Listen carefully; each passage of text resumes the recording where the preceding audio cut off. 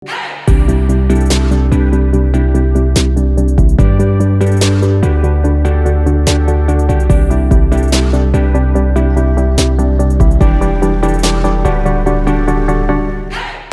vlog, welcome to another guys.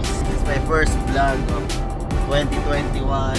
Nasa NLEX tayo ngayon and we're heading to Lingayen para sunduin yung mga kasambahay nating nagbakasyon. Anyway, this vlog is not all about mga kasambahay o itong long drive na ito. This is all about another tutorial which we will do in a while. Paano nga ba overtake ng responsable? Anyway, I'll see you later kapag nasa provincial roads na tayo kasi nasa NLEX pa tayo, which is meron na tayong tutorial or tips kung paano mag-drive sa expressway.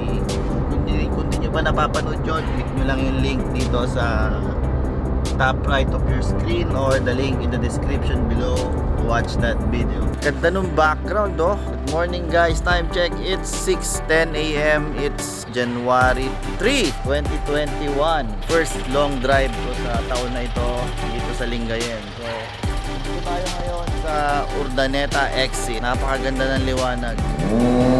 Nice bike!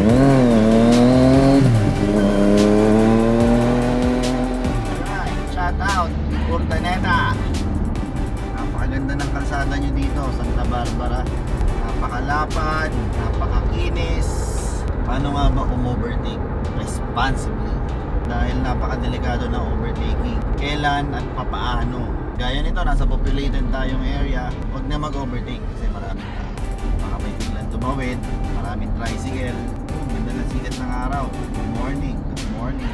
Ang overtaking, isa yan sa pinakamasayang bagay sa pagdadrive. Lalo na pag long drive sa mga provincial highways. Yan yung mga bakbakan. Guilty pleasure yan ng mga driver, lalo na yung mga mapupusok, mga bata pa.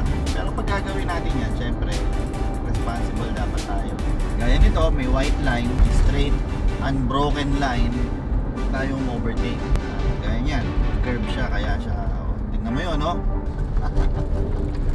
Nasampulan ka agad tayo. Right, bago mo overtake, tingin muna sa side mirror, tapos signal light, tingnan kung safe, backpack. Masaya. Yahoo! Masaya sa mga provincial road. Pero ingat din, syempre, lalo na kung populated yung area. Isa pa, wag tututok masyado. Dahil baka magka-aberya, meron ka pang time para mag-react, para makapreno ka. Baka mamaya bigla silang panic brake. Panic ka rin, di ka makapreno ka agad, masalpok mo. Ang gaya nito, signal light, tingin, tingnan mo kung safe, unsafe, hindi ka salubong. Drive it fast, drive it safe. Ay! Kita nyo yun? Panis! Panis tayo. So, pang wag na wag gagawin pag overtake, pag may intersection, yan, may cross sign doon, no? Ibig sabihin yan, intersection na parating. O, malapit na. Huwag nyo nang gawin. Alalay na. Baka may magsulputan. Tapos syempre yung mga driving tips natin, no? Sa downshift, rev match. Hindi nyo pa napapanood yung video na yon, click nyo yung link na yan. Sa manual transmission, syempre, masyadong matrabaho. Although mas masarap talaga pag mga, oh, dang! Dangerous! Sarap talaga pag provincial drives, manual transmission. Automatic transmission mo, merong manual mode, sequential. Yun, pwede rin pang provincial yun, masarap pa rin. Rev match, downshift, yan, importante yan sa manual transmission, sa long drives, overtaking. Ganyan yung thrill. Pag nakuha nyo lahat yan, para na lang kayo naglalaro sa manual transmission. Isa pang bagay, maging defensive driver tayo. Halimbawa, meron ding kotse sa likod natin na birador din, overtaker din. Wow! Nice view! Woo! Maging defensive driver tayo. Tapik-tapikin mo lang yung ano mo, yung preno mo para umilaw yung brake light mo, para alam niyang nagdi-defense ka. Defense. tapik-tapigin mo lang, hindi full brake ha, tapik-tapigin mo lang pag birahan na ganyan para lang ma-alert siya kung anong gusto mong iparating. Madalas sa mga bridge yan, overtake, kaya may unbroken yellow lines dyan. Pag mga tulay, no overtaking, boys and girls. Yan, unbroken lines, signal, tingin sa side mirror kung walang umu-overtake sa atin. Bira! Yahoo! Anong may stiff neck. Lapit na yung arc.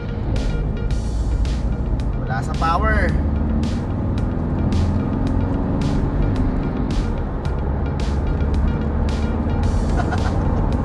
Gagayahin kung medyo alanganin. Although alam ko tricycle yun, mabagal ang dating niya, kaya naman. Yun nga lang, medyo foul, kaya wag gagayahin. Sorry po, sorry dun sa tricycle, although malayo pa naman. Alright boys and girls, recap tayo. Pag overtake, turn signal muna, tingin sa side mirror, tapos syempre tingnan mo dun sa harapan kung safe. Bira. Yan. Kaya pa. Bira lang, dire-diretso. Pero syempre alert ka pa rin, baka mamaya may biglang tumawid dahil dito medyo populated area dito.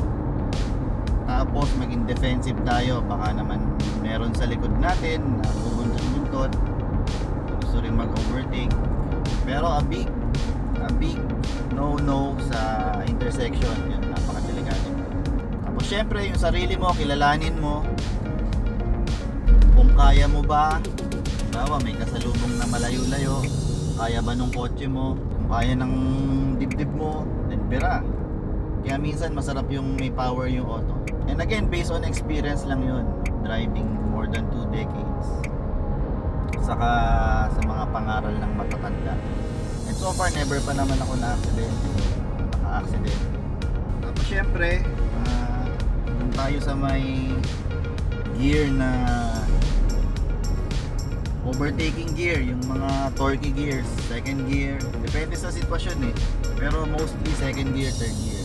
Anyway, yun lang mga boys and girls. Dito ko natatapusin ang ating first vlog of 2021. Nasa Lingayen na kami, malapit na kami dun sa susunduin naming mga kasambahay, para hindi na rin sila gagastos na pamasahe, saka mas safe sila sa nasa pandemic pa rin tayo. Anyway, thank you for watching. Drive it fast, drive it safe, and I will see you again. Shit. And I will see you again on the next video.